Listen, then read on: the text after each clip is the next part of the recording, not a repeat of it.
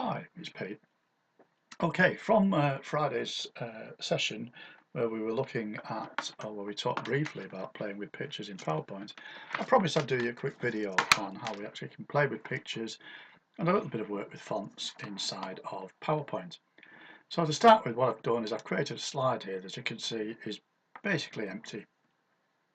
So the first thing I want to do is to insert a picture.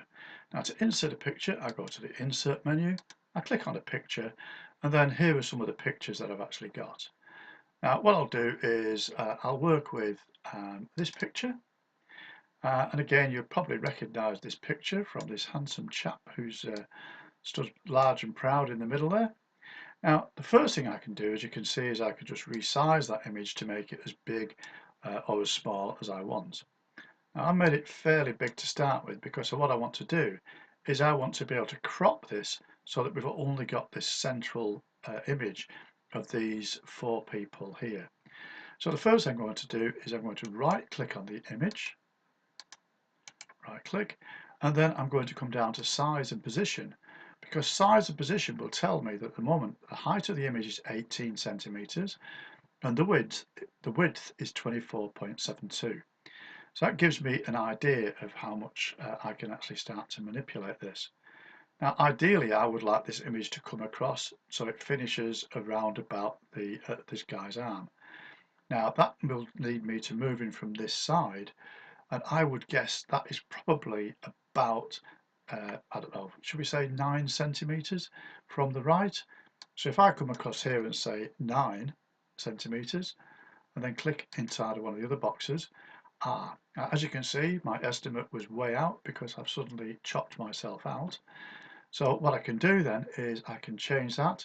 So if I go to 7 centimeters and click outside again, not quite. So let's go to 6 centimeters and click. Yeah, that seems about right. So as you can see, already I've now moved all of this image across. So let's move from this side. And so if we say from the left, it would be 4 centimeters that I want to take off. So let's click on 4 and then click outside. Yeah, 4 centimeters seems about right. I want to take a couple of centimeters off the top. So if I say 2, possibly a little bit more. I don't think it'll take 2, so let's say 2.5. Let's see what that does. Yep, that seems about right.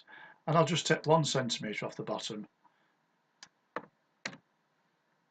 and then I can just click outside of there, and there it is. So I've now got the image. Okay, and so what I want to be able to do then is I want to add 1 or 2 bits there. Okay, so here I can now close that particular box, and I can have a suitable message. So here is this guy. So what is he thinking? So what I can do is if I go to the home, I can come up to here, and on my drawing tools I've got all sorts of different drawing tools, but down at the bottom, as you can see, I've got speech bubbles of various sorts and thought clouds. So this guy, he could be thinking something. So I've clicked onto that, and then I'm going to draw that start of that by dragging that yellow diamond up so it's actually next to him, so it looks like it's him that's thinking. Now I know that guy, he's never been accused of thinking before. Now I don't like this blue colour here, so what I'm going to do is I'm going to go onto my quick styles, and then I can actually choose the attributes for the thought cloud that he's actually having. Okay, now I'm going to go for a nice little gentle purple, I think, thought cloud there, because he's in a purple moment, this lad, and he's thinking, the girls are looking at me.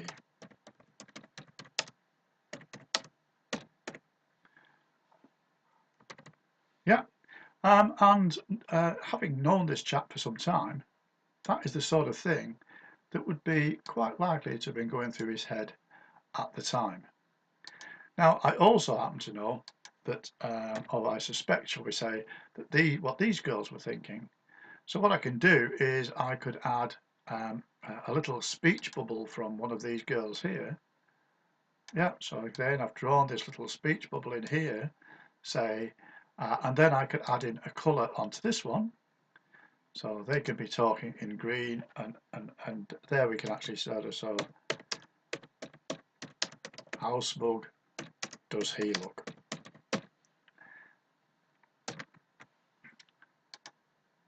And so there we are, and there we've got one of those nice little understandings or misunderstandings that always seem to occur no matter where I am.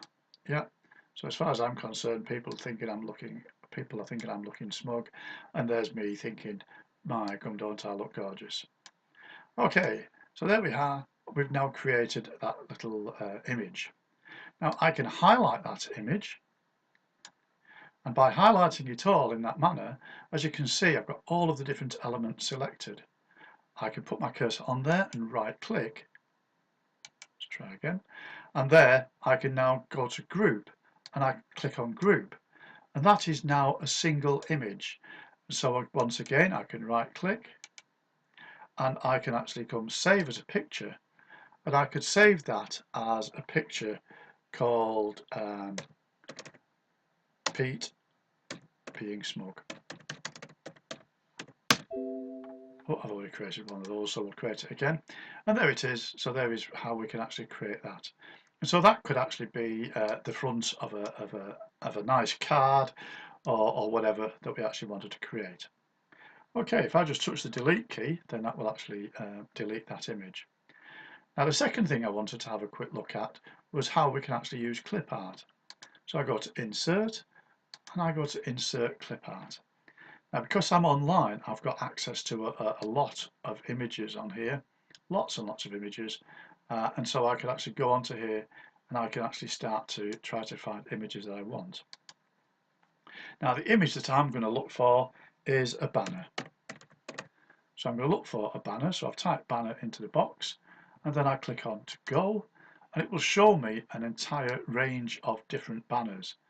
And so I've got banners that I could use for all sorts of things. So there I've got a wonderful gold banner that I could actually use for a message, or for a card, or whatever. So let me delete that one. I've got this type of Valentine's for Valentine's Day, wonderful banner. Or indeed I could actually come down here further, and there I've got banners for Christmas, Merry Christmas, does that say New Year or New York? Who knows? Yeah. Oh, there we are. We've got a protest banner as well. So I've got all sorts of different banners that I could actually use depending upon what I was actually trying to achieve. Yeah. So again, we've actually got all of those different types of banners. Now I'm going to come right back up to the top, and I'm going to choose this simple banner to start with. And as you can see, if I pick it up, I can actually move it around. I can also stretch it. And then, having stretched it, I can then, because it's a word banner, I can just type text directly into this banner. So, playing with banners in PowerPoint. And as you can see, I've now got my text inside of my banner. Now, I have to say that the text, as well as being fairly unimaginative, does not look that good. So we can play about with the text. So the first thing I'm going to do is I'm going to highlight the text. Now, in order to make the text bigger, there are some keyboard options that I can use. And the keyboard options that I can use are on Control, which is the Control key,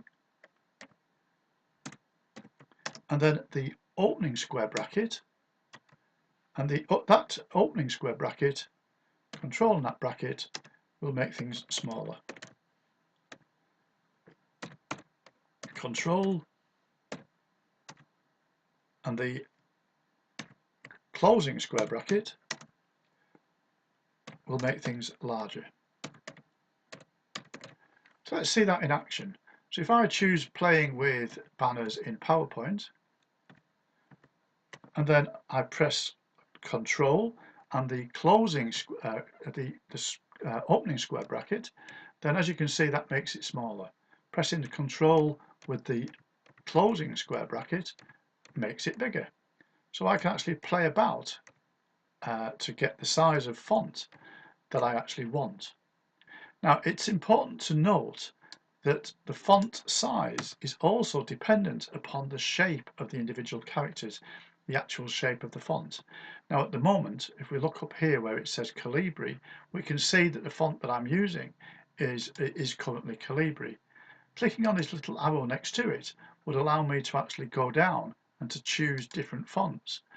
So, of course, I first of all need to highlight my font, click onto the box, and then I can actually move around and I can see how the different fonts will actually make an appearance.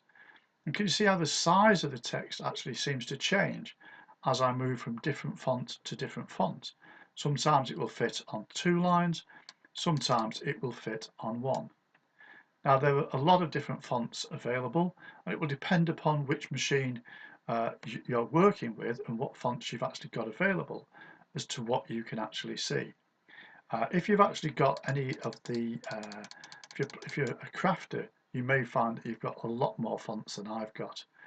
But the thing to bear in mind is that you really want people to be able to read what's being said. So whilst some fonts may look very, very attractive, if you've actually got a lot of text in there that you want people to be able to read, then I would tend to go for something that is fairly straightforward and fairly simple so that people stand a chance of reading your message. So there we go, I've gone for brush script, which is a font I particularly dislike. And then I can just control, I'm just going to make that just that little bit bigger, and then I'm going to press Control E to center it. So as you can see, I've now got playing with banners in PowerPoint. Well, the problem I've got now is that in PowerPoint, I would like to be on the same line. So I can put my cursor next to the word in, and then by holding the Shift key and then pressing Enter, that will bring it down onto the same line. So that I've now got a heading, and I can move that around to say playing with banners in PowerPoint. Okay. So there we've got a couple of the ways that we can actually create and play with text and images in PowerPoint. The final thing I want to show you is if we're working with a banner such as this, where the text is actually in this format. If I type text into here, it doesn't go. And the reason it doesn't go is because that is an image, not an object, an image object inside of here. So if I want to put text onto here, the first thing I need to do is to make sure that it's big enough to actually handle the text I want to use. And then I can actually use the text box here that would allow me to actually come down and click, and then I can type in some text. And then I can actually bring that down and I could put it on top of here to show that I can actually put some text onto this this box. And again, I can play about with this to choose the particular type of text that I actually want to use. I can adjust the angle of this text if I wanted to in slight ways. And again, I could actually group it into a similar area that I could actually use. Now, I've also got available to me, if I just move that text out of the way, in fact I'll put it over here, I could also got the ability, if I go onto Insert, I've also got Word Art. Now, Word Art would allow me to have a piece of text here in which I could type some text, and then I can actually sort of manipulate that text to bring it down, and I can reshape it by using the control buttons as we've done before. So I can bring it down and change the shape to make it fit inside of there and to add some interesting text.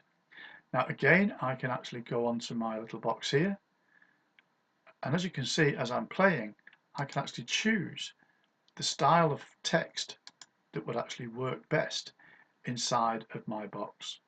So again, I can actually play about to choose a style of text that actually helps me to work best. Okay, So there we are. We've now got our text. We've got the ability to play with text and to produce some special effects. I hope you found that useful, and I look forward to talking to you next Friday. Talk to you later. Cheers. Bye.